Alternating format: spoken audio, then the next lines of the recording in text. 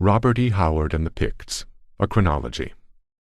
Circa 1918 to 1919, Howard discovers, in a Canal Street library in New Orleans, a book in which he first learns about the Picts.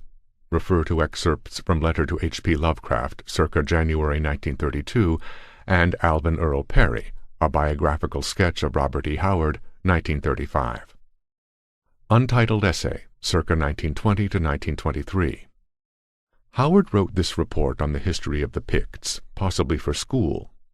An initial page or pages are clearly missing, and are presumed lost, which has characterized them through all the ages. The cavemen that were left took refuge in deep forests and mountainous wilds, from which they occasionally emerged to steal cattle, burn and murder, and furnish the basis for tales of a later ages, telling of giants and ogres. Later on, the great Celtic race swept over Europe, and the Picts in their turn fled to the forests and caves, furnishing the basis of fairy tales of gnomes, elves, and other fairies. But that was not until a much later date. The Picts scattered all over Europe. Some are still found in the mountains of the Pyrenees, but they made their longest stand in the British Isles, and it is there that we are interested in them. The Picts of Britain underwent several complete changes in appearance and manner. There is no greater difference between the first Picts and the Indian than there was between the first Picts and the Picts who opposed Hengist. I have already described the Picts who first came to Britain. This type remained unchanged for several hundred years. The people remained peaceful, gaining their food by agriculture and becoming more and more civilized and more skillful artisans. Then came the great Celtic invasion, and the laborious work and progress of 500 years was overturned and undone in an instant, for that is a Celtic characteristic. The dawning Pictish generation was nipped in the bud. The Picts could not stand before the race of warriors skilled in the work of metals and the make and usage of weapons, but vastly inferior to the Picts in artisanship. So they fled to the northern mountains. Many descendants of the early cavemen lurked in the mountains, and Pictish cunning conceived a plan of utilizing together the great strength and brute courage of the aboriginals with the shrewdness of the Picts to the discomfort of the Celtic invaders. So hunter and artisan banded themselves together against the warrior, and the ancient enemies were united. So when the Celts grew tired of Britain and marched north, they met with so many unpleasant surprises, mostly in the shape of ambuscades and night attacks, that they retreated back into Britain, and it was not until the Brythonic invasion years later that the Celts ever gained a foothold in Scotland, though many went on into Ireland. Living close together and fighting as one nation naturally lessened the mutual contempt and hate, and the Picts and the Aborigines began to intermarry. For some reason or other, the Picts as Silurian that fled to Wales did not unite with the cavemen's descendants, and the early types of Picts remained unchanged, except as, later, they were altered by intermarriage with the Celts, fleeing before other invaders. And to this day in mountains of western Wales are still to be found traces of the ancient Pictish type. The first Celts to invade Britain were Gaels, with brown hair, grey eyes, and tall, rather spare forms. They came from Gaul, especially Brittany, where the people today have much Celtic blood in them. The next invaders were also Celts, but differed from the Gaelic Celts in many ways. They were tall, like the Gaels, but with larger, heavier bodies. As a rule, they had blue eyes and red or yellow hair. They came mainly from what is now Belgium and the Netherlands, and were called Brythons, from which the names Britain and Briton were derived. Possibly they had some Teutonic blood in them. They overcame the Gaels as the Gaels overcame the Picts, and the Gaels retreated into Wales and Scotland. Letter to Tevis Clyde Smith, 5 October 1923. I'm writing a book which doubtless would make you tired and would sound like a lot of fool stuff to most folks, but as I am writing it for my own amusement, the opinion of other people about it don't interest me, as I know of. The book takes in lots of territory and a lot of characters. Some of the characters are Aemon the Amalekite, who was a famous swordsman, Swiftfoot the Tree Man, Tostig the Mighty, a Viking and something of a villain, Haken, a Norseman and crafty as a fox, Bran Mac Morn, who was the greatest chief the Picts ever had, and many others too numerous to mention. December 1924. The Lost Race is returned to Howard by Weird Tales editor Farnsworth Wright for revisions. From Post Oaks and Sandruffs, 1928. This is a thinly disguised autobiographical novel based on Howard's life over the previous 4 years. Steve is Steve Costigan, Howard's alter ego. The Forgotten Race is The Lost Race. Bizarre Stories is Weird Tales. As for The Forgotten Race, he, the editor of Bizarre Stories, had found several faults with it, in that it left too much to the imagination and left some important facts unexplained. Steve perceived that even the readers of other magazines were not supposed to have any intellect or imagination of their own.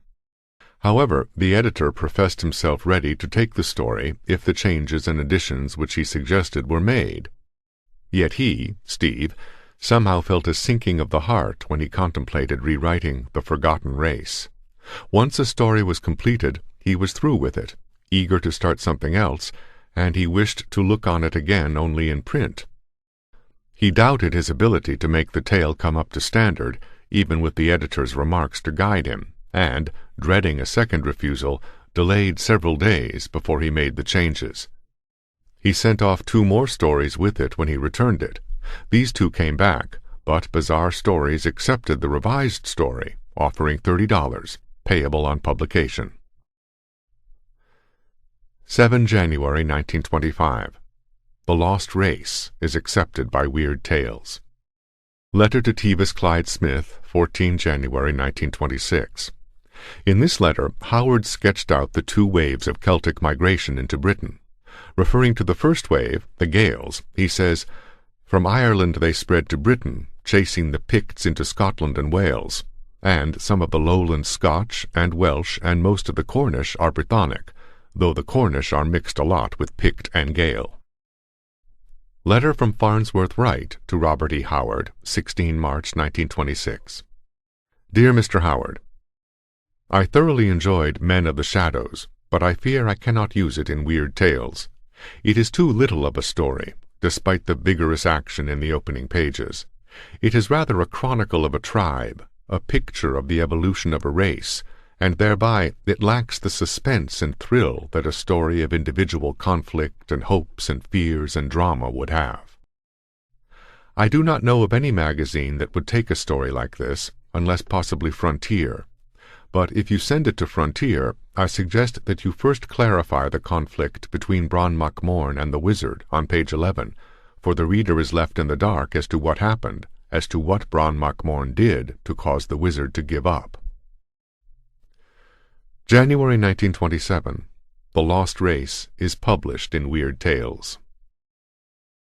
Circa 1928. Howard writes The Little People. Letter to Harold Priest, 20 October 1928. About Atlantis. I believe something of the sort existed, though I do not especially hold any theory about a high type of civilization existing there. In fact, I doubt that. But some continent was submerged a way back, or some large body of land, for practically all peoples have legends about a flood. And the Cro-Magnons appeared suddenly in Europe, developed to a high state of primitive culture. There is no trace to show that they came up the ladder of utter barbarism in Europe. Suddenly their remains are found supplanting the Neanderthal man, to whom they have no ties of kinship whatever. Where did they originate? Nowhere in the known world, evidently. They must have originated and developed through the different basic stages of evolution in some land which is not now known to us. The occultists say that we are the 5th, I believe, great subrace. 2 unknown and unnamed races came, then the Lemurians, then the Atlanteans, then we. They say the Atlanteans were highly developed. I doubt it. I think they were simply the ancestors of the Cro-Magnon man, who, by some chance, escaped the fate which overtook the rest of the tribes. All my views on the matter I included in a long letter to the editor to whom I sold a tale entitled The Shadow Kingdom, which expect will be published as a foreword to that story, if ever. This tale I wove about a mythical antediluvian empire, a contemporary of Atlantis. 1928 to 1929. Howard writes most of his stories of Kull, king of the antediluvian land of Eleusia, of which the Shadow Kingdom was the first, during this period. Most of the stories feature Kull's Pictish friend Brule and other Pictish characters. 1929. Howard writes a long narrative poem, The Ballad of King Geraint, featuring among its many characters Dulburn, a Pict. Circa March 1930, The Dark Man is accepted for Strange Stories, planned companion magazine to Weird Tales. Kings of the Night accepted for Weird Tales, submitted to Strange Stories, but right accepted for Weird Tales. Letter to Harold Preece, 4 January 1930. The Welsh who broke the armies of William Rufus were powerfully built men, deep-chested and strong, but short in height. Admixture with the Cerulean natives, doubtless of Iberian blood, or a strong Roman strain, may have been responsible for this loss of height, as well as the change in complexion. The Night of the Wolf, 1930. In this story, rejected by Argosy in a letter dated June 3, 1930, Cormac MacArt, a 5th-century Irish reiver, is witness to a confrontation between Norsemen who have built a steading on an island in the Shetlands and a Pictish chief, Brula, whom they beat and throw out of their hall when he orders them to leave the islands. In the climactic battle, Picts from all over the Shetlands attack the Norse settlement. In one scene, Cormac sees them stealing through the forest. Something took shape in the shadows. A long line of figures moved like ghosts just under the shadows of the trees. A shiver passed along Cormac's spine. Surely these creatures were elves, evil demons of the forest. Short and mightily built, half stooping, one behind the other, they passed in almost utter silence. In the shadows, their silence and their crouching positions made them monstrous travesties on men. Racial memories, half lost in the misty gulfs of consciousness, came stealing back to claw with icy fingers at Cormac's heart. He did not fear them as a man fears a human foe. It was the horror of world-old ancestral memories that gripped him, dim-felt, chaotic dream recollections of darker ages and grimmer days when primitive men battled for supremacy in a new world. For these Picts were a remnant of a lost tribe, the survivals of an elder epoch, last outposts of a dark Stone Age empire that crumbled before the bronze swords of the first Celts. Now these survivors, thrust out on the naked edges of the world they had once ruled, battled grimly for their existence. Letter from H.P. Lovecraft to Robert E. Howard, 20 July 1930. It's true that the Celts share most vigorously the myth cycle of fairies, gnomes, and little people, which anthropologists find all over Western Europe, in a distinctive form, marking it off from the general Aryan personification system, which produces fauns, satyrs, dryads, etc., and a tribute to vague memories of contact with the Mongoloids, was wholly prior to their invasion of Britain. Since these fair Nordic Celts found a smaller, darker race in Britain and Ireland, there is a tendency on the part of some to be misled and to assume that the little people legends allude to contact with those dark aborigines. This, however, can clearly be disproved by analysis of the myths. For such myths invariably share with the parallel continental myths the specific features, or tracks of these features, of having the little people essentially repulsive and monstrous, subterranean in their habits of dwelling, and given to a queer kind of hissing discourse. Now this kind of thing does apply to Mediterraneans, who are not abnormal or repulsive from the Nordic standpoint, being very similar in features, who did not live underground, and whose language, possibly of a lost branch, but conceivably Proto-Hamitic, Hamitic, or even Semitic, could scarcely have suggested hissing. The inevitable probability is that all the Nordics met with this old Mongoloid stock at a very early date, when it shared the continent with the northward spreading Mediterraneans and with the remnants of other Paleolithic and Neolithic races now lost to history, and that after the ensuing conquest the defeated Mongoloids took to deep woods and caves, and survived for a long time as malignantly vindictive foes of their huge blond conquerors, carrying on a guerrilla harassing and sinking so low in the anthropological scale that they became bywords of dread and repulsion. The memory of these beings could not but be very strong among the Nordics, as well as among such Mediterraneans and Alpines as may have encountered them, so that a fixed body of legend was produced, to be carried about wherever Celtic or Teutonic tribes might wander. Letter to H.P. Lovecraft, circa August 1930. Your observations regarding the Mongoloid aborigines and their relation to the fairy tales of Western Europe especially interested me. I had supposed, without inquiring very deeply into the matter, that these legends were based on contact with the earlier Mediterraneans, and indeed wrote a story on that assumption which appeared some years ago in Weird Tales, The Lost Race. I readily see the truth of your remarks that a Mongoloid race must have been responsible for the myths of the Little People, and sincerely thank you for the information. Letter to H.P. Lovecraft, circa September 1930. Thank you very much for the kind things you said about the Bran cult. I notice the current Weird Tales announces my Kings of the Night for next month's issue. I hope you like the story. Bran is one of the kings. I intend to take your advice about writing a series of tales dealing with Bran. Letter to Tevis Clyde Smith, circa September 1930. Weird Tales announces for next month's issue my story Kings of the Night, $120. Some ways, this story is the best I ever wrote. Nothing very weird about it, but good battle stuff, if I do say so myself. Circa October 1930. The Children of the Night is accepted for Weird Tales. Letter to H.P. Lovecraft, circa October 1930. By the way, I recently sold Weird Tales a short story, The Children of the Night, in which I deal with Mongoloid aborigine legendary, touch cryptically on the Bran cult, and hint darkly and vaguely of nameless things connected with Cthulhu, Yog-Sothoth, Sathogwa, and the Necronomicon, as well as quoting lines from Flecker's Gates of Damascus and lending them a cryptic meaning which I'm sure would have surprised the poet remarkably. Letter to Harold Preece, October-November 1930.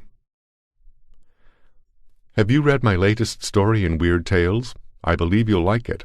It deals with Rome's efforts to subjugate the wild people of Caledonia. The characters and action are fictitious, but the period and the general trend of events are historical. The Romans, as you know, never succeeded in extending her boundaries very far into the heather, and after several unsuccessful campaigns, retreated south of the Great Wall. Their defeat must have been accomplished by some such united effort as I have here portrayed, a temporary alliance between Gaelic, Cymric, Aboriginal, and possibly Teutonic elements. I have a pretty definite idea that a slow filtration of Germanic settlers had begun in eastern Caledonia long before the general overflow that swamped the Latinized countries. Someday I'm going to try to write a novel-length tale dealing with that misty age, allowing myself the latitude that a historical novelist is supposed to be allowed.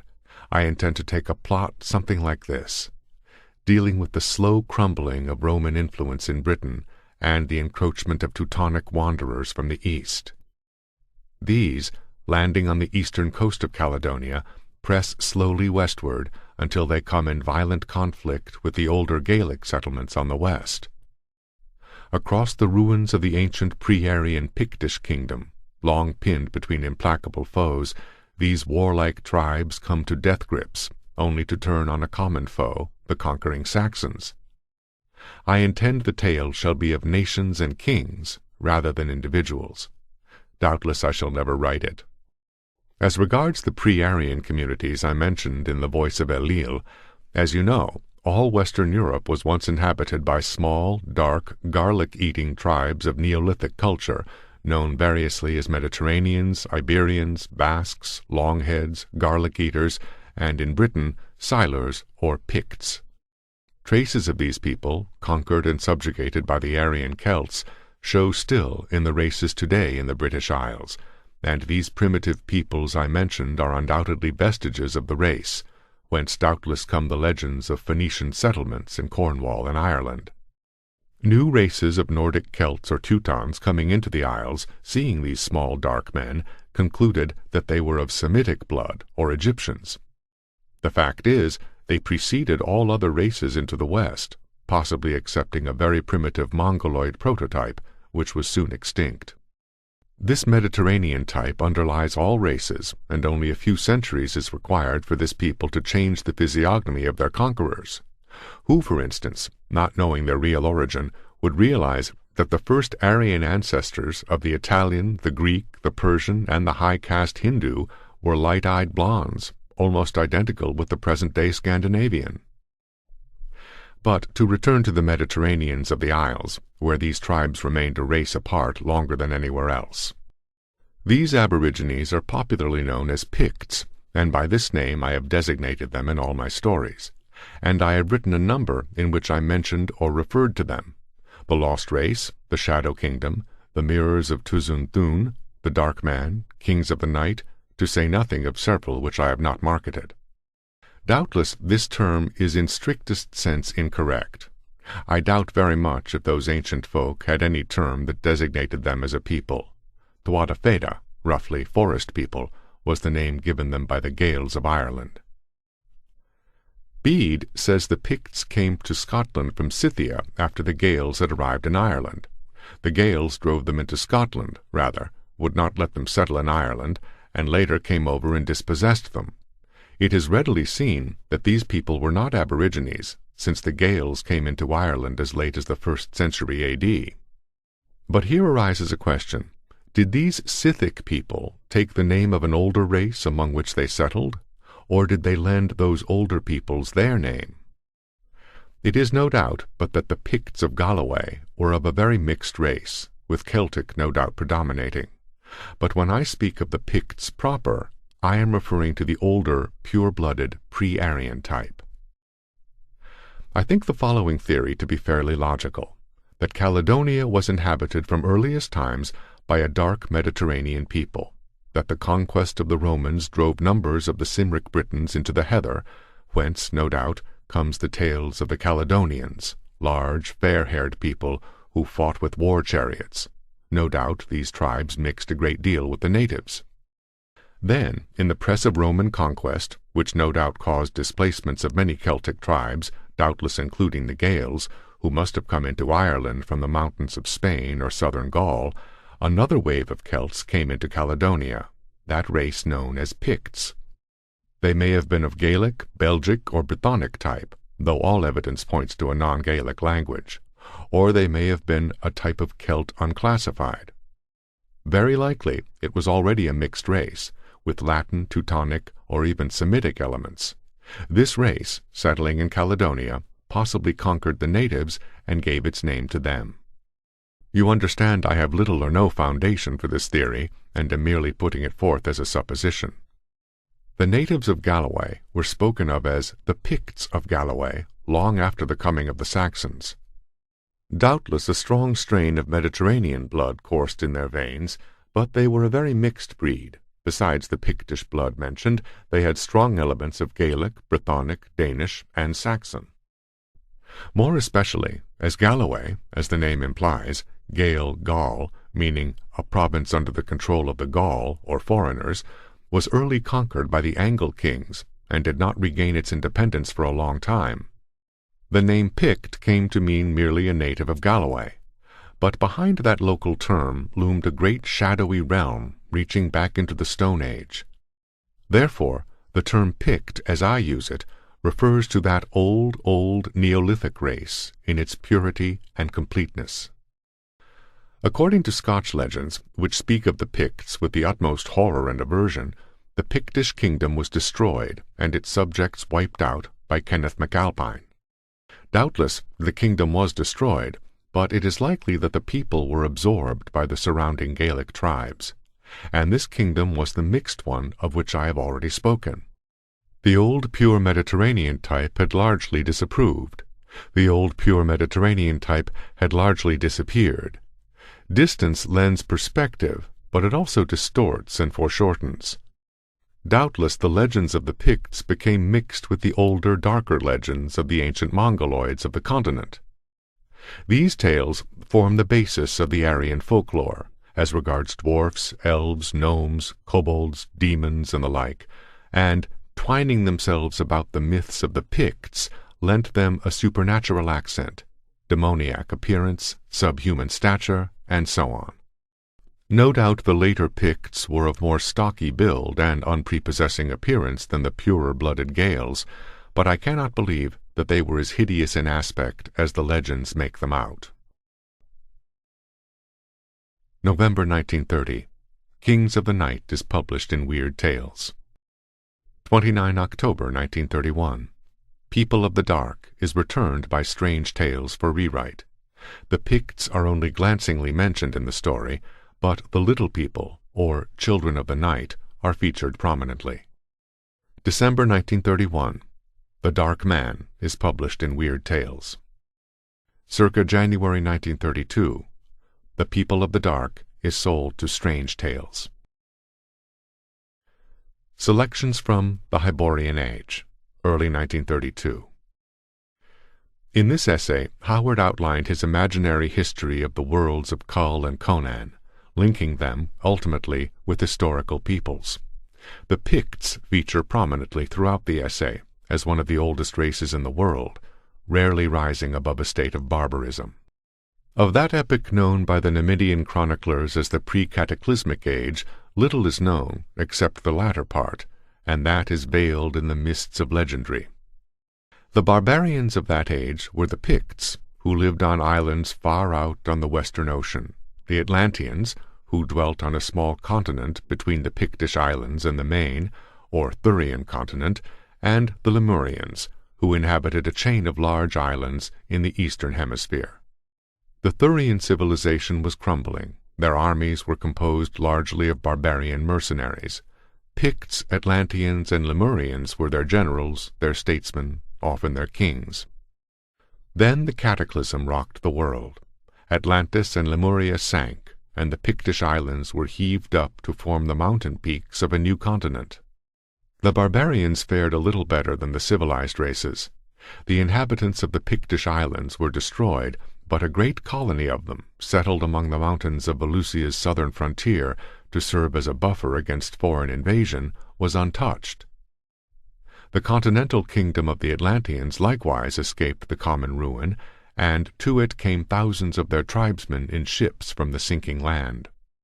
Many Lemurians escaped to the eastern coast of the Thurian continent, which was comparatively untouched. To the continental kingdom of the Atlanteans, from sunken areas, swarmed myriads of beasts and savages, ape-men and apes.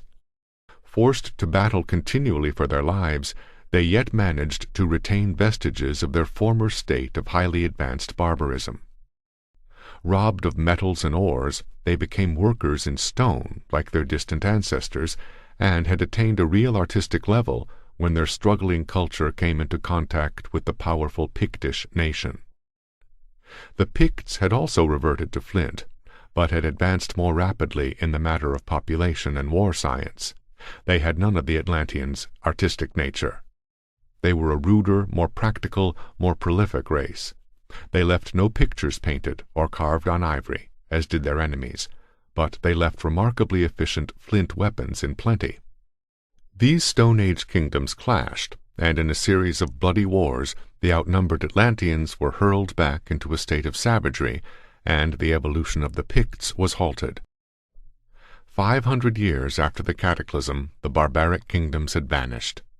It was now a nation of savages, the Picts, carrying on continual warfare with tribes of savages, the Atlanteans. The Picts had the advantage of numbers and unity, whereas the Atlanteans had fallen into loosely knit clans. That was the West of that day. After the Pictish-Atlantean wars had destroyed the beginnings of what might have been a new culture, another lesser cataclysm further altered the appearance of the original continent, and the attendant earthquakes, floods, and volcanoes completed the ruin of the barbarians, which their tribal wars had begun. 1,000 years after the lesser cataclysm, the Western world is seen to be a wild country of jungles and lakes and torrential rivers. Among the forest-covered hills of the northwest exist wandering bands of ape-men, without human speech, or the knowledge of fire, or the use of implements. They are the descendants of the Atlanteans, sunk back into the squalling chaos of jungle bestiality from which ages ago their ancestors so laboriously crawled. To the southwest dwell scattered clans of degraded, cave-dwelling savages, whose speech is of the most primitive form, yet who still retain the name of Picts, which has come to mean merely a term designating men, themselves to distinguish them from the true beasts with which they contend for life and food. It is their only link with their former stage. Neither the squalid Picts nor the apish Atlanteans have any contact with other tribes or peoples. Look at the world 500 years later. To the west, the apish Atlanteans are beginning the long climb upward. They have completed the cycle of existence. They have long forgotten their former existence as men. Unaware of any other former state, they are starting the climb unhelped and unhindered by human memories. To the south of them, the Picts remain savages, apparently defying the laws of nature by neither progressing nor retrogressing. The tale of the next 1,000 years is the tale of the rise of the Hyborians, whose warlike tribes dominate the Western world. Rude kingdoms are taking shape. The tawny-haired invaders have encountered the Picts, driving them into the barren lands of the West. To the northwest, the descendants of the Atlanteans, climbing unaided from apedom into primitive savagery, have not yet met the conquerors. 500 years later, the kingdoms of the world are clearly defined. North of Aquilonia, the westernmost Hyborian kingdom, are the Cimmerians, ferocious savages, untamed by the invaders, but advancing rapidly because of contact with them. They are the descendants of the Atlanteans, now progressing more steadily than their old enemies the Picts, who dwell in the wilderness west of Aquilonia. But the barbarians have kept their bloodstream pure. The Picts are of the same type as they always were, short, very dark, with black eyes and hair. 500 years later, the Hyborian civilization was swept away. It was in the west that a power was growing destined to throw down the kings of Aquilonia from their high places. But the Picts were growing amazingly in population and power. By a strange twist of fate, it was largely due to the efforts of one man, and he an alien, that they set their feet upon the ways that led to eventual empire. This man was Arus, a Nemedian priest, a natural-born reformer. What turned his mind toward the Picts is not certain, but this much is history. He determined to go into the western wilderness and modify the rude ways of the heathen by the introduction of the gentle worship of Mitra. He was not daunted by the grisly tales of what had happened to traders and explorers before him, and by some whim of fate he came among the people he sought, alone and unarmed, and was not instantly speared. The Picts had benefited by contact with Hyborian civilization, but they had always fiercely resisted that contact. That is to say, they had learned to work crudely in copper and tin, which was found scantily in their country, and for which latter metal they raided into the mountains of Zingara, or traded hides, whale's teeth, walrus tusks, and such few things as savages have to trade. They no longer lived in caves and tree shelters, but built tents of hides and crude huts, copied from those of the Bosonians. They still lived mainly by the chase, since their wilds swarmed with game of all sorts, and the rivers and sea with fish, but they had learned how to plant again, which they did sketchily, preferring to steal it from their neighbors the Bosonians and Zingarans. They dwelt in clans which were generally at feud with each other, and their simple customs were bloodthirsty and utterly inexplicable to a civilized man, such as Arus of Nemedia. They had no direct contact with the Hyborians, since the Bosonians acted as a buffer between them. But Arus maintained that they were capable of progress, and events proved the truth of his assertion, though scarcely in the way he meant. Arus was fortunate in being thrown in with a chief of more than usual intelligence, Gorm by name. Gorm cannot be explained, any more than Genghis Khan, Othman, Attila, or any of those individuals who, born in naked lands among untutored barbarians, yet possess the instinct for conquest and empire-building. In a sort of bastard Bosonian, the priest made the chief understand his purpose, and, though extremely puzzled, Gorm gave him permission to remain among his tribe unbutchered, a case unique in the history of the race. Having learned the language, Aras set himself to work to eliminate the more unpleasant phases of Pictish life, such as human sacrifice, blood feud, and the burning alive of captives. He harangued Gorm at length, whom he found to be an interested, if unresponsive, listener. Imagination reconstructs the scene.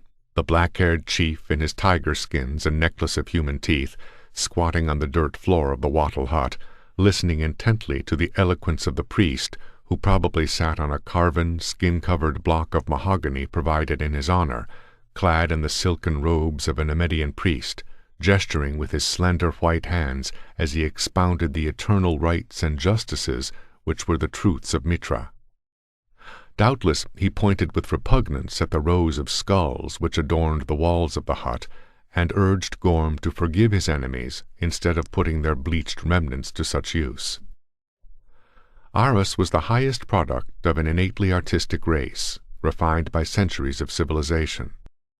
Gorm had behind him an heritage of 100,000 years of screaming savagery. The pad of the tiger was his stealthy step, the grip of the gorilla in his black-nailed hands, the fire that burns in a leopard's eyes burned in his. Aras was a practical man. He appealed to the savage's sense of material gain.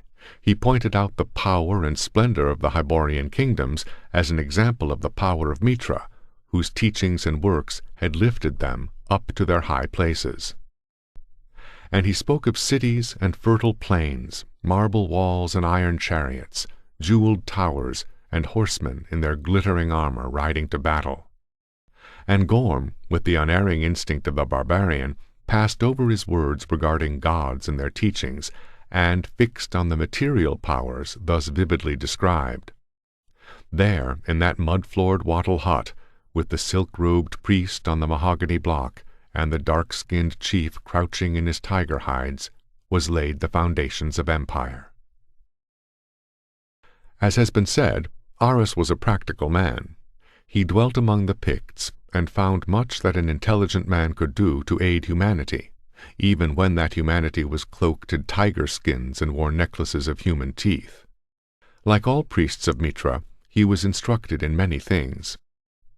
He found that there were vast deposits of iron ore in the Pictish hills, and he taught the natives to mine, smelt, and work it into implements, agricultural implements, as he fondly believed. He instituted other reforms, but these were the most important things he did. He instilled in Gorm a desire to see the civilized lands of the world. He taught the Picts how to work in iron, and he established contact between them and the civilized world. At the chief's request, he conducted him and some of his warriors through the Bosonian marches, where the honest villagers stared in amazement into the glittering outer world. Aras, no doubt, thought that he was making converts right and left, because the Picts listened to him and refrained from smiting him with their copper axes. But the Pict was little calculated to seriously regard teachings which bade him forgive his enemy and abandon the war-path for the ways of honest drudgery. It has been said that he lacked artistic sense. His whole nature led to war and slaughter. When the priest talked of the glories of the civilized nations, his dark-skinned listeners were intent not on the ideals of his religion, but on the loot which he unconsciously described in the narration of rich cities and shining lands. When he told how Mitra aided certain kings to overcome their enemies, they paid scant heed to the miracles of Mitra, but they hung on the description of battle lines, mounted knights, and maneuvers of archers and spearmen.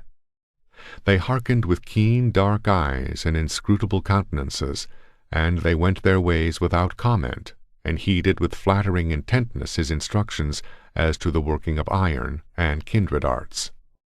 Before his coming they had filched steel weapons and armor from the Bosonians and Zingarans, or had hammered out their own crude arms from copper and bronze. Now a new world opened to them, and the clang of sledges re-echoed throughout the land. And Gorm, by virtue of this new craft, began to assert his dominance over other clans, partly by war, partly by craft and diplomacy, in which latter art he excelled all other barbarians. Picts now came and went freely into Aquilonia under safe conduct, and they returned with more information as to armor forging and sword-making. More, they entered Aquilonia's mercenary armies, to the unspeakable disgust of the sturdy Bosonians. Aquilonia's kings toyed with the idea of playing the Picts against the Cimmerians, and possibly thus destroying both menaces, but they were too busy with their policies of aggression in the south and east to pay much heed to the vaguely known lands of the west, from which more and more stocky warriors swarmed to take service among the mercenaries. These warriors, their service completed, went back to their wilderness with good ideas of civilized warfare, and that contempt for civilization which arises from familiarity with it. Drums began to beat in the hills, gathering fires smoked on the heights, and savage sword-makers hammered their steel on 1,000 anvils. By intrigues and forays too numerous and devious to enumerate, Gorm became chief of chiefs, the nearest approach to a king the Picts had had in thousands of years. He had waited long, he was past middle age.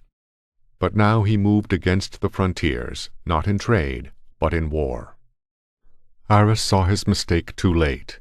He had not touched the soul of the pagan, in which lurked the hard fierceness of all the ages. His persuasive eloquence had not caused a ripple in the Pictish conscience. Gorm wore a corselet of silvered mail now, instead of a tiger skin, but underneath he was unchanged, the everlasting barbarian, unmoved by theology or philosophy, his instincts fixed unerringly on rapine and plunder. The Picts burst on the Bosonian frontiers with fire and sword, not clad in tiger skins and brandishing copper axes as of yore, but in scale mail, wielding weapons of keen steel. As for Aras, he was brained by a drunken Pict while making a last effort to undo the work he had unwittingly done. Gorm was not without gratitude. He caused the skull of the slayer to be set on the top of the priest's cairn. And it is one of the grim ironies of the universe that the stones which covered Aras's body should have been adorned with that last touch of barbarity, above a man to whom violence and blood vengeance were revolting. But the newer weapons and mail were not enough to break the lines. For years the superior armaments and sturdy courage of the Bosonians held the invaders at bay, aided when necessary by imperial Aquilonian troops. During this time the Hycerians came and went, and Zamora was added to the empire. Then treachery from an unexpected source broke the Bosonian lines. And then the Pictish invasion burst in full power along those borders. It was no mere raid, but the concerted rush of a whole nation, led by chiefs who had served in Aquilonian armies, and planned and directed by Gorm, an old man now, but with the fire of his fierce ambition undimmed. This time there were no strong walled villages in their path, manned by sturdy archers, to hold back the rush until the imperial troops could be brought up. The remnants of the Bosonians were swept out of existence, and the blood-mad barbarians swarmed into Aquilonia, looting and burning, before the legions, warring again with the Nemedians, could be marched into the west. The Picts surged irresistibly eastward, and host after host was trampled beneath their feet. Without their Bosonian archers, the Aquilonians found themselves unable to cope with the terrible arrow fire of the barbarians. From all parts of the empire legions were recalled to resist the onrush, while from the wilderness horde after horde swarmed forth in apparently inexhaustible supply. And in the midst of this chaos, the Cimmerians swept down from their hills, completing the ruin. They looted cities, devastated the country, and retired into the hills with their plunder, but the Picts occupied the land they had overrun. And the Aquilonian Empire went down in fire and blood. Nemedia, unconquerable by Hyborians, reeled between the riders of the east and the swordsmen of the west, when a tribe of Aesir, wandering down from their snowy lands, came into the kingdom, and were engaged as mercenaries. They proved such able warriors that they not only beat off the Hyrcanians, but halted the eastward advance of the Picts. The world at that time presents some such picture. A vast Pictish Empire, wild, rude, and barbaric, stretches from the coasts of Vanaheim in the north to the southernmost shores of Zingara. It stretches east to include all Aquilonia except Gunderland, the northernmost province, which, as a separate kingdom in the hills, survived the fall of the empire and still maintains its independence. The Pictish Empire also includes Argos, Ophir, the western part of Koth, and the westernmost lands of Shem. Opposed to this barbaric empire is the empire of the Hyrcanians. Gorm was slain by Hialmar, a chief of the Nemedian Aesir. He was a very old man, nearly 100 years old. In the 75 years which had elapsed since he first heard the tale of empires from the lips of Arus, a long time in the life of a man, but a brief space in the tale of nations, he had welded an empire from straying savage clans. He had overthrown a civilization. He who had been born in a mud-walled, wattle-roofed hut, in his old age sat on golden thrones, and gnawed joints of beef presented to him on golden dishes by naked slave girls who were the daughters of kings. Conquest and the acquiring of wealth altered not the Pict. Out of the ruins of the crushed civilization no new culture arose phoenix-like. The dark hands which shattered the artistic glories of the conquered never tried to copy them. Though he sat among the glittering ruins of shattered palaces and clad his hard body in the silks of vanquished kings, the Pict remained the eternal barbarian, ferocious, elemental, interested only in the naked primal principles of life, unchanging, unerring in his instincts, which were all for war and plunder, and in which arts and the cultured progress of humanity had no place. For a short age, Pict and Hyrcanian snarled at each other over the ruins of the world they had conquered. Then began the Glacier Ages and the great Nordic drift. All over the Western world, the Picts and Hyrcanians were staggering before this younger, fiercer people. The Western world was now dominated by Nordic barbarians. The Picts still held Aquilonia and part of Zingara and the western coast of the continent. There was no such thing at that time as a consolidated Nordic empire. As always, the tribes had each its own chief or king, and they fought savagely among themselves. What their destiny might have been will not be known, because another terrific convulsion of the earth, carving out the lands as they are known to moderns, hurled all into chaos again. In the west, the remnants of the Picts, reduced by the cataclysm once more to the status of Stone Age savages, began, with the incredible virility of their race, once more to possess the land, until, at a later age, they were overthrown by the westward drift of the Cimmerians and Nordics. This was so long after the breaking up of the continent that only meaningless legends told of former empires. Circa January to February 1932, Worms of the Earth is accepted by Weird Tales. Letter to H.P. Lovecraft, circa January 1932. Referring again to your sense of placement with Rome, which is a subject so interesting to me I can hardly keep off it, your explanation is logical and without doubt correct. My sense of placement among the various Western barbarians can doubtless be explained as logically, but there is one hobby of mine which puzzles me to this day. I am not attempting to lend it any esoteric or mysterious significance, but the fact remains that I can neither explain nor understand it. That is my interest in the people which, for the sake of brevity, I have always designated as Picts. I am of course aware that my use of the term might be questioned. The people who are known in history as Picts are named variously as Celts, Aborigines, or even Germans. Some authorities maintain they came into Britain after the Britons and just before the coming of the Gaels. The wild Picts of Galloway, which figure largely in early Scottish history and legendary, were doubtless of a very mixed race, probably predominantly Celtic, both Cymric and Gaelic, and speaking a sort of bastard Cymric, adulterated with elements of Gaelic and Aborigine, of which latter strain there must have been quite a percentage in the blood of the Picts. There might have been considerable Germanic or Scandinavian mixture as well. Probably the term Pict was properly applied only to the wandering Celtic tribe which settled in Galloway and presumably conquered and was absorbed by the aboriginal population. But to me, Pict must always refer to the small, dark Mediterranean aborigines of Britain. This is not strange, since when I first read of these aborigines, they were referred to as Picts. But what is strange is my unflagging interest in them. I read of them first in Scottish histories, merely bare mentionings, usually in disapproval. Understand, my historical readings in my childhood were scattered and sketchy, owing to the fact that I lived in the country where such books were scarce. I was an enthusiast of Scottish history, such as I could obtain, feeling a kinship with the kilted clansmen because of the Scottish strain in my own blood. In the brief and condensed histories I read, the Picts were given only bare mention, as when they clashed with and were defeated by the Scotch, or in English history, as the cause of the Britons inviting in the Saxons.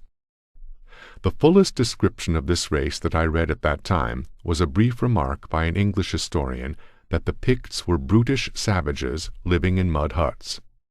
The only hint I obtained about them from a legendary point of view was in a description of Rob Roy, which, mentioning the abnormal length of his arms, compared him in this respect to the Picts, commenting briefly upon their stocky and ape-like appearance. You can see that everything I read at that time was not calculated to inspire an admiration for the race.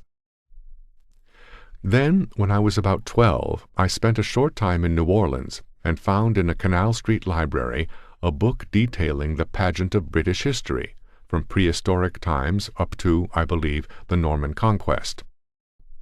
It was written for schoolboys and told in an interesting and romantic style, probably with many historical inaccuracies. But there I first learned of the small, dark people which first settled Britain, and they were referred to as Picts. I had always felt a strange interest in the term and the people, and now I felt a driving absorption regarding them. The writer painted the aborigines in no more admirable light than had other historians whose work I had read. His Picts were made to be sly, furtive, unwarlike, and altogether inferior to the races which followed, which was doubtless true. And yet I felt a strong sympathy for this people, and then and there adopted them as a medium of connection with ancient times. I made them a strong, warlike race of barbarians, gave them an honorable history of past glories, and created for them a great king, one Bron Mac Morn. I must admit my imagination was rather weak when it came to naming this character, who seemed to leap full-grown into my mind. Many kings in the Pictish chronicles have Gaelic names, yet in order to be consistent with my fictionized version of the Pictish race, their great king should have a name more in keeping with their non-Aryan antiquity. But I named him Bran, for another favorite historical character of mine, the Gaul Brennus, who sacked Rome. The Mac Morn comes from the famous Irish hero, Gall Mac Morn. I changed the spelling of the Mac to give it a non-Gaelic appearance, since the Gaelic alphabet contains no K, C being always given the K sound. So while Bron Mac Morn is Gaelic for the raven, son of morn, Bron Mac Morn has no Gaelic significance, but has a meaning of its own, purely Pictish and ancient, with roots in the dim mazes of antiquity. The similarity in sound to the Gaelic term is simply a coincidence. But what I intended to say was, I am not yet able to understand my own preference for these so-called Picts. Bron Mac Morn has not changed in the years. He is exactly as he leaped full-grown into my mind, a pantherish man of medium height with inscrutable black eyes, black hair, and dark skin. This was not my own type. I was blond, and rather above medium size than below. Most of my friends were of the same mold. Pronounced brunette types, such as this, were mainly represented by Mexicans and Indians, whom I disliked.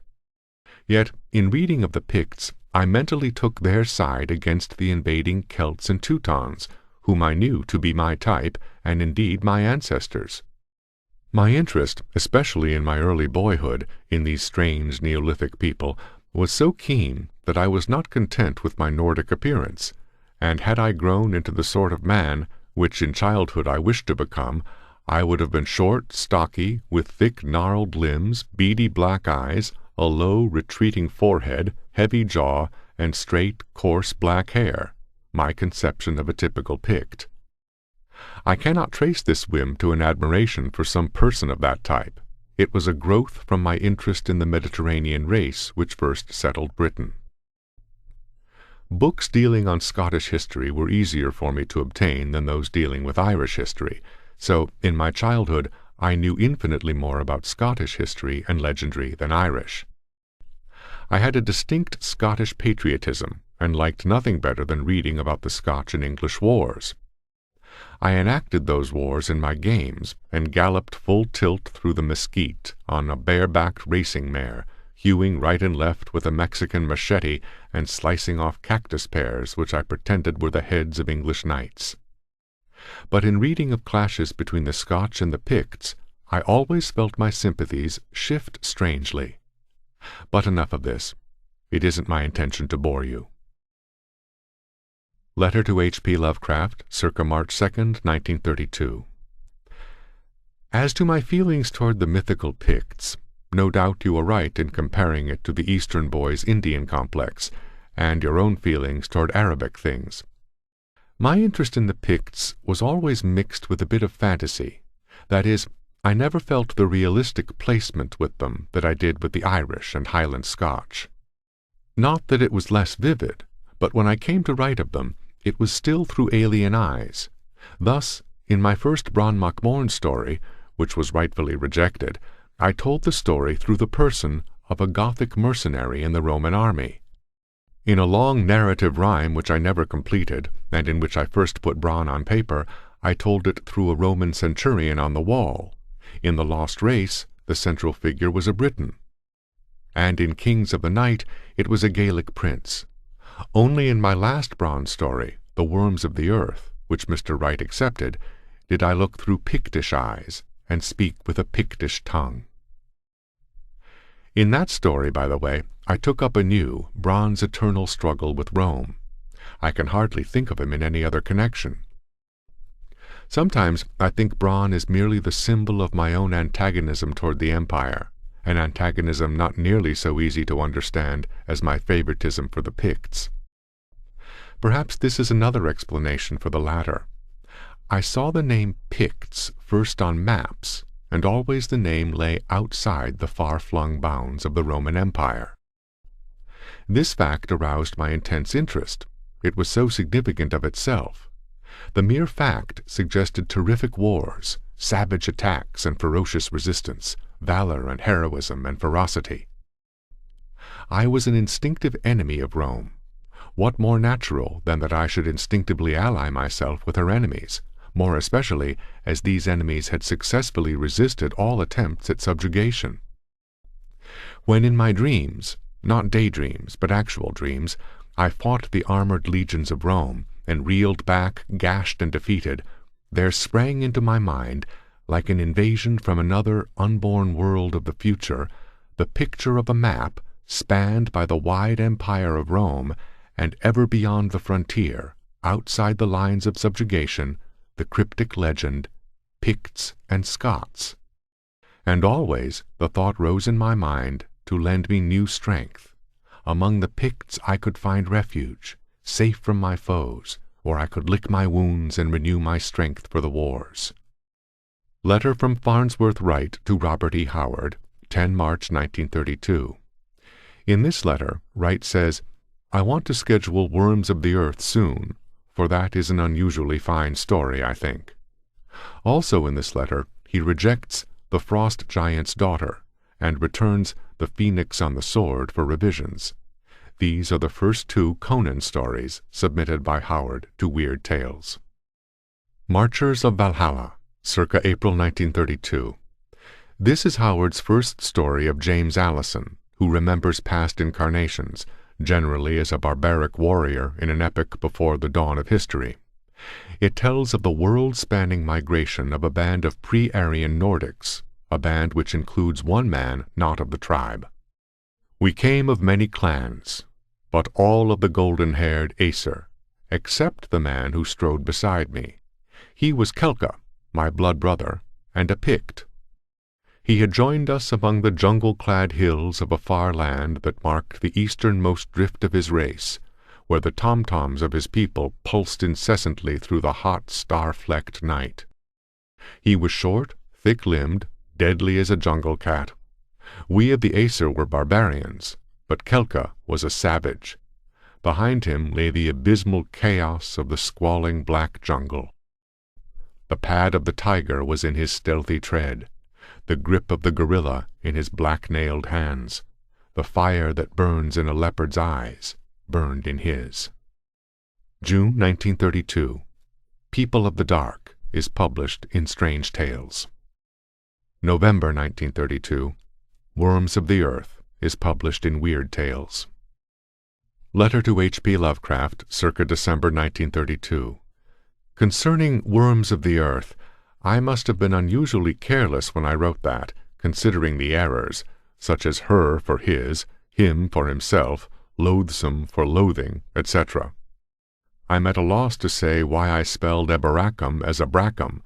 I must investigate the matter. I know I saw it spelled that way, somewhere.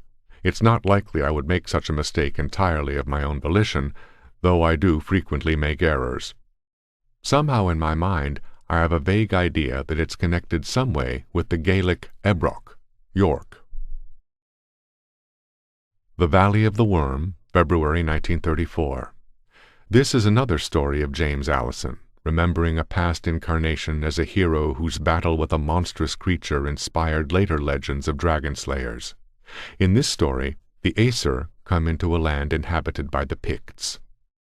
I will take up the tale at a time when we came into jungle-clad hills reeking with rot and teeming with spawning life, where the tom-toms of a savage people pulsed incessantly through the hot, breathless night.